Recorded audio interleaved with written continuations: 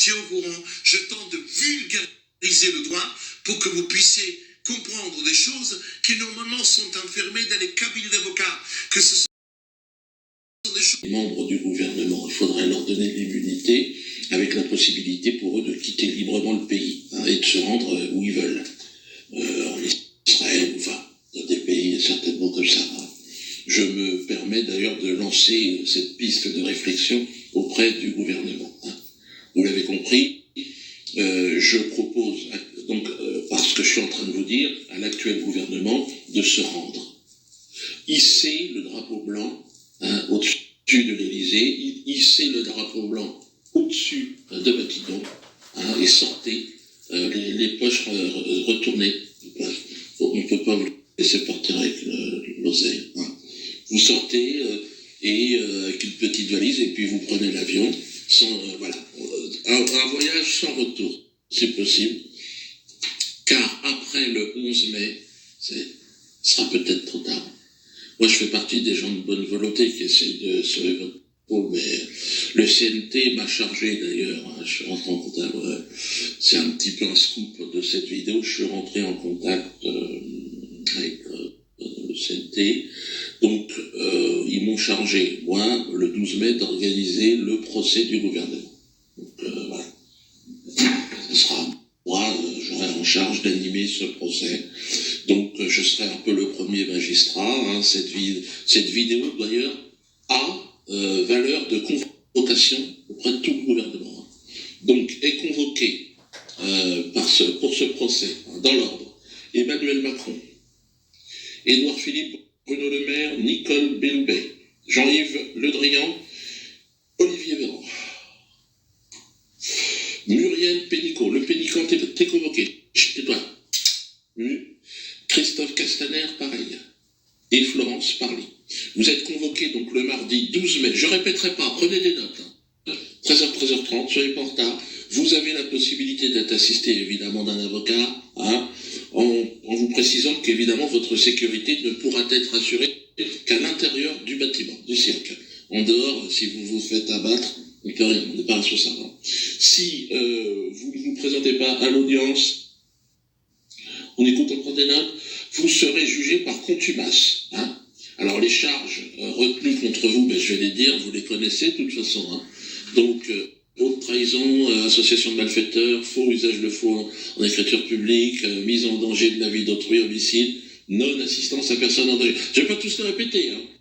Je précise que cette liste est non exhaustive et pourrait faire l'objet d'ajouts jusqu'au jour de l'audience. Ok ? Non, les chiens, plus tard. Je précise que, tout comme pour le tribunal exceptionnel de Nuremberg, le tribunal ne sera pas lié par les règles techniques. D'abord, nous-mêmes responsables de la situation, alors qu'on n'a aucune responsabilité. Mais bon, ceux qui nous parlaient encore hier d'un petit ralentissement de l'économie acceptent aujourd'hui l'expression « la crise financière majeure ». Ils disent « oui, c'est bien plus grave qu'un simple trou d'air conjoncturel ». J'ai lu ça. C'est bien plus grave qu'un simple trou d'air conjoncturel. Merde. Il s'agit en réalité, mes amis, d'un trou noir insondable qui est devant nous. Les spécialistes sont à peu près tous d'accord sur une chose, ils ne comprennent absolument plus rien à ce qui se passe et ce qui va se passer. La panique dans laquelle se trouvent les marchés financiers et leurs élites d'apprentis sorciers est annonciatrice d'un effondrement spectaculaire et imminent. Christine Lagarde, voilà, je voulais vous parler de cette femme, Christine Lagarde, Kiki, ancienne ministre des Finances et de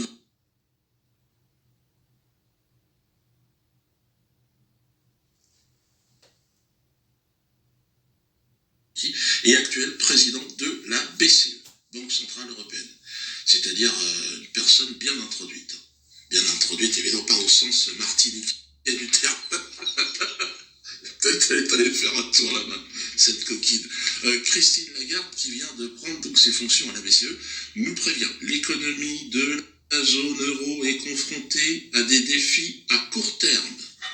Ah merde. Et une politique monétaire très accommodante pour une période prolongée est donc nécessaire. Merde. Qu'est-ce que ça veut veux dire, ce que tu racontes, Christine? Alors, je traduis en langage transparent. L'économie de la zone euro est confrontée à des défis à court terme. Donc, traduction, on est rentré en zone rouge, en fait. On est quasiment en phase terminale de la... On est... je dirais, la fête est finie. C'est ce que ça veut dire par rapport aux gens qui sont dans les banques. Je dirais, la fête est finie. C'est ce que ça veut dire par rapport aux gens qui sont dans les banques. On est repéré, on va se faire choper, il est temps de plier le Gaulle. Bon, certes, hein, ils ont quand même encore une armée, ils ont des CRS prêts à nous taper dessus pour les protéger, mais bon, lorsqu'ils pourront plus les payer, là, ça risque d'être un petit peu chaud à la rondelle. Elle est en train de prévenir tous les copains, Christine, que c'est la fin du game, la fin du jeu. Et que par conséquent, une politique, je répète cette phrase parce qu'elle est extraordinaire sur le plan d'écriture, c'est les mêmes avantages, je pense, répéter jusqu'à là. Une politique monétaire très accommodante pour une période prolongée et donc nécessaire. Une période pour laquelle je recommande, c'est tellement beau et c'est tellement bien écrit. Une politique monétaire très accommodante pour une période prolongée et donc nécessaire. Il est nécessaire. Donc ça veut dire ça, Audiard aurait dit refourgons tout ce qui nous reste en fausse mordif, hein, et planquons-nous dans un trou, ils vont péter le bordel, quoi. Une politique monétaire très accommodante, ça c'est magnifique. Je le répète parce que moi, en tant qu'humoriste, je trouve ça c'est de très très belle entulerie avec énormément de raffinement. Donc ils vont faire tourner la planche à bifton comme ils le font depuis un petit bout de temps. Alors ça fuit partout, mes amis, vous l'aurez compris, le système. Donc ils vont réinjecter de l'argent, saisir les épargnes, open bar jusqu'à la fin de l'année 2020, à mon avis. Au moins, ça a le mérite d'être clair. Maintenant, ils ne se cachent même plus. Hein, ils nous disent les choses très clairement. Hein. Elle va même jusqu'à tendre la main aux crypto-monnaies. Oui, Christine, je suis très attentif sur ce sujet en ce moment. Et donc, elle dit, bon, il ne faut pas fermer la porte aux crypto-monnaies. Elle préconise un esprit de collaboration. Hein, toujours au sens collaboration, plutôt que de compétition entre ces deux écosystèmes. Hein, le problème, c'est que cette vision c'est que l'un, évidemment, le problème de c'est qu'un des deux écosystèmes est en train de s'effondrer et il va disparaître. L'autre, et alors que l'autre est en train de naître. Donc le point de l'onction, je vois pas très bien. Parmi ces jeunes crypto-monnaies, évidemment, le Cestrel. Alors, je vous en parle depuis dimanche, actuellement disponible depuis le 15 décembre. Il y a 2 jours, et déjà, ça remue. Et vous allez avoir des surprises, putain. J'ai été au téléphone avec un journaliste de Capital. Merde. Ça fait longtemps qu'il ne m'appelle plus, les journalistes. Enfin là, il a cru qu'il tombait sur quelqu'un d'autre. Je l'ai pris parce qu'il m'avait traité dindon de la farce. Donc je voulais lui parler. Et donc donc là, il m'a parlé un petit peu. Il m'a expliqué. Bon, je comprends évidemment que pour lui, si vous voulez, toute la difficulté pour ces journaux de la presse et des médias de propagande, c'est éviter que les gens sortent leur argent, leur épargne, pour aller sur le marché de la crypto. Et c'est ce qui est en train de se passer. Alors chaque Cestrel, je vous l'ai dit, est unique. Hein, donc c'est un jeton unique. Hein, vous pourrez utiliser et détruire si vous avez envie, même, contrairement à un billet de banque. Hein. Et la valeur dépend de l'offre et la demande. Donc n'hésitez pas. Vous savez que le Cestrel est à 1 euro. Donc c'est un élan extraordinaire. Il y a des gens merveilleux qui sont en train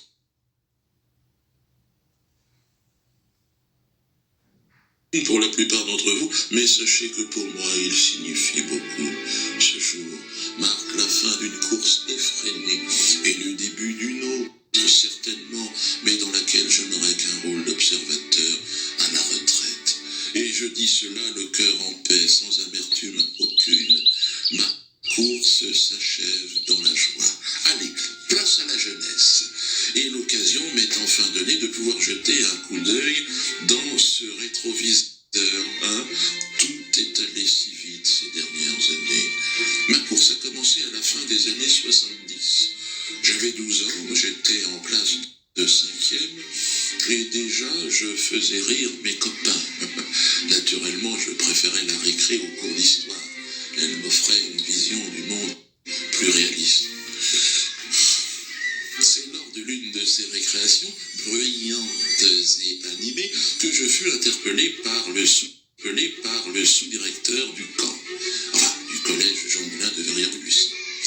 Costume, cravate, lunettes, il portait beau le bougre. établi, il me regarda et me tint à peu près ce langage. Bonjour, jeune Dieudonné. Que vous êtes amusant, que vous me semblez drôle.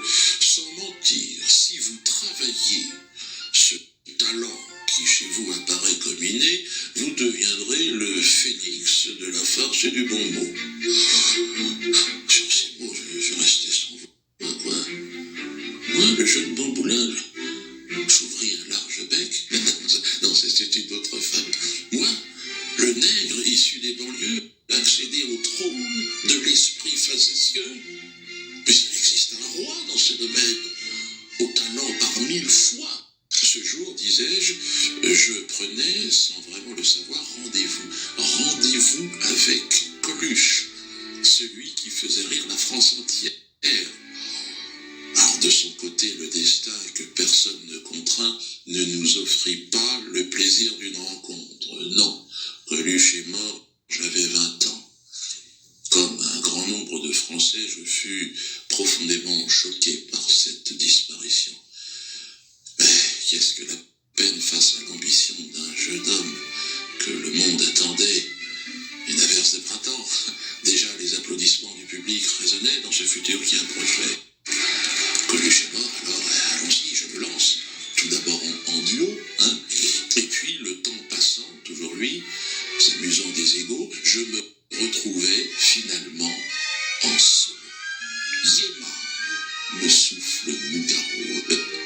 C'est à ce moment-là, alors que je me retrouvais solo, que mon talent fut mis à l'épreuve des crachats et de la censure. Je dus subir ce qu'aucun clown n'avait subi avant moi. Oui, ce traitement unique, d'ailleurs, me fit rentrer dans l'histoire. Je fus condamné à disparaître au plus vite par les plus hautes autorités de ce pays.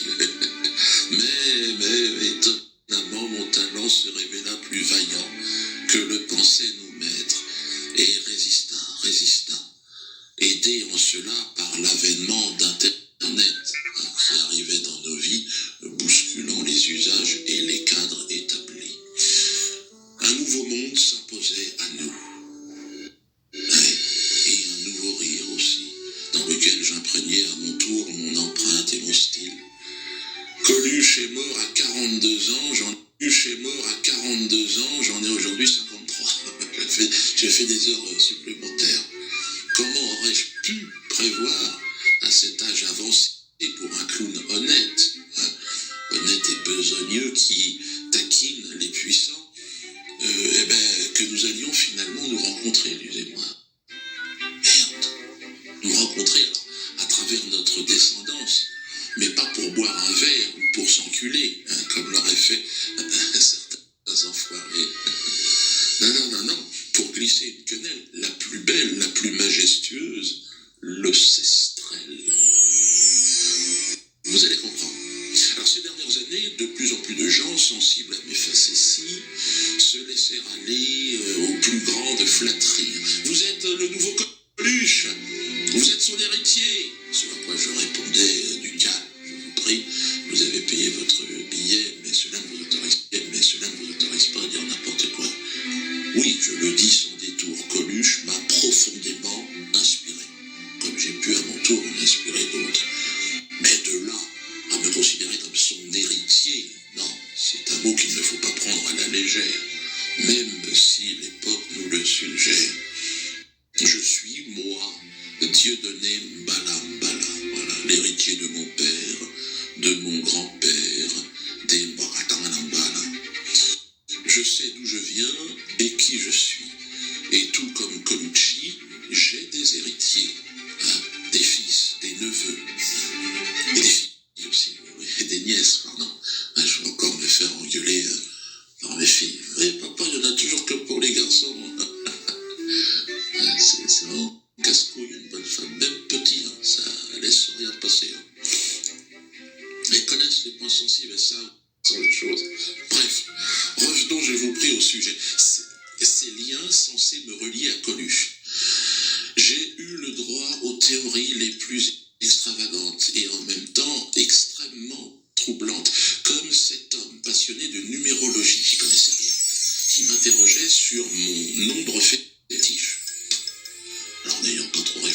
question, je lui répondais, j'ai cet enfant qui me relie au monde de demain, cette personne pour qui je suis l'ancien. Alors, 7, pourquoi pas? Le 7, n'est-ce pas un bon chiffre? Excellent, me répondit-il. J'étais étonné, comme ça. Il dit oui, c'est le chiffre des anges. Ah bon? Et puis, aussi soudainement qu'il m'était apparu, l'illuminé s'est envolé. Et ce n'est que très récemment qu'il est réapparu. Bingo, bingo! Ah, je m'a fait peur. Qu'est-ce que... qui est là? C'est moi, me dit-il. Bingo! Me dit-il. Bingo!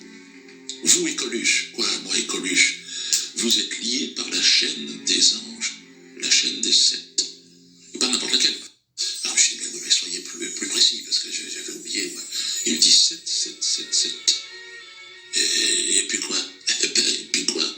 C'est le nombre de jours qui sépare vos naissances. Vous êtes né, tenez-vous bien, 7777 jours après lui. Qu'est-ce que c'est que cette histoire? 7, je disais 7, mais je voyais des 7 partout.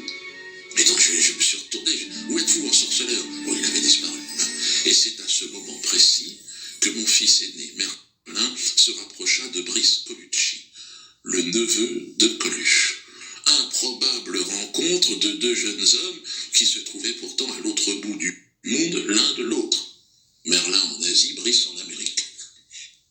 Rassemblés par un élan insondable, ils dansent et leur expérience en commun pour créer une crypto-monnaie, le Sestrel. Nous y voilà, l'histoire commence à cet endroit, mes amis. Le Sestrel, ce nom est inspiré, pour ceux qui me connaissent, de l'un de mes sketchs, que vous trouverez d'ailleurs en lien sous cette vidéo. Regardez-le, c'est intéressant, un sketch prémonitoire, vous allez voir. A écrit en plus il y a une petite dizaine d'années. De mon côté, donc, fort d'une expérience particulièrement réussie dans ce domaine de la crypto-monnaie, avec le Zitcoin. J'en ai parlé pendant assez longtemps, et sa blockchain Wetio, qui arrive. Et là, je précise d'ailleurs à la communauté Zitcoin que le Sestrel n'est pas une monnaie concurrente, mais bien au contraire, elle se présente comme une monnaie sœur, à vocation franco-française, celle-là. Le Zitcoin, lui, est lancé, c'est parti, et ne cesse de progresser aux grandes dames de certains.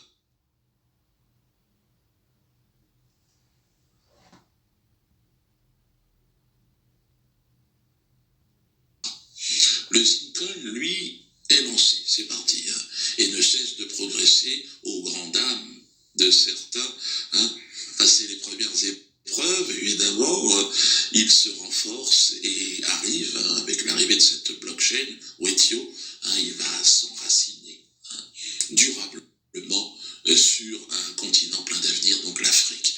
Le Sestrel, lui, ouvre un nouveau front. Il est la phase 2 du mouvement des Gilets jaunes. Le Sestrel de Merlin et de Brice est l'aboutissement de la foi subversive que nous portons dans nos gènes. Mbala et Colucci. Vous pouvez être sûr que ces deux noms ne vous trahiront pas, mes amis. Quel extraordinaire quenelle, si vous réfléchissez, qui passe des restos à la monnaie du cœur. Oh, je les vois s'arracher les cheveux, putain, ça va, si vous réfléchissez, qui passe des restos à la monnaie du cœur. Oh, je les vois s'arracher les cheveux, putain, ça va leur faire mal au cul. Le Sestrel vient au secours de votre épargne, que l'État français séquestre et s'apprête à saisir sous le prétexte d'une crise financière qu'il a lui-même orchestrée.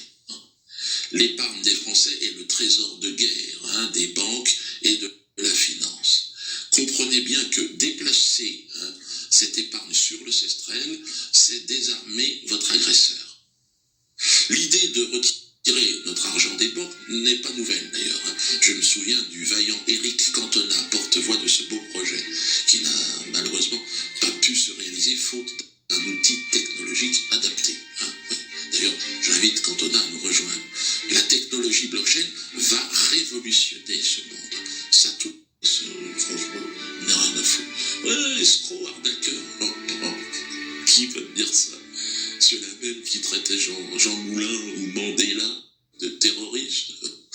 Non, ils vont avoir mal au cul. Je vous prie de croire qu'avec la monnaie du cœur créée et portée par un Colucci, je trouve que c'est magnifique. L'État prévoit, on nous a dit, une crypto-monnaie en 2020. Le Sestrel est là, il arrive. C'est un vent nouveau. Dépêchez-vous d'ailleurs, parce que la semaine prochaine, je vous dis une semaine, il y a 1 euro, mais après il va prendre 10%. Il sera à 1,10 €. Bon, ça sera encore une bonne affaire, mais là, si vous les achetez dès maintenant, donc bon dimanche, hein, et vive la France. Et vive et longue vie au Sestrel. La France est vraiment un grand pays. Alors c'est d'abord une langue, le français. Et la solution s'appelle le Sestrel. Une nouvelle crypto-monnaie qui peut nous libérer grâce à une technologie de pointe que l'on nomme blockchain. Et dont le protocole permet la mise en place d'applications illimitées. Le Sestrel, la première crypto-monnaie française au service de la France. Le premier pas vers une émancipation sans violence. En plus de son aspect spéculatif, clairement assumé, car il n'y a pas de honte à s'enrichir sur la famille de l'euro ou l'euro. Une escroquerie falsifiable et multipliable à l'infini, contrairement au Sestrel, qui plus est insaisissable. Le Sestrel va nous permettre de réunir des dizaines de monnaies régionales déjà existantes, car l'union sera notre force, tout en préservant bien sûr les identités régionales de chacun. De notre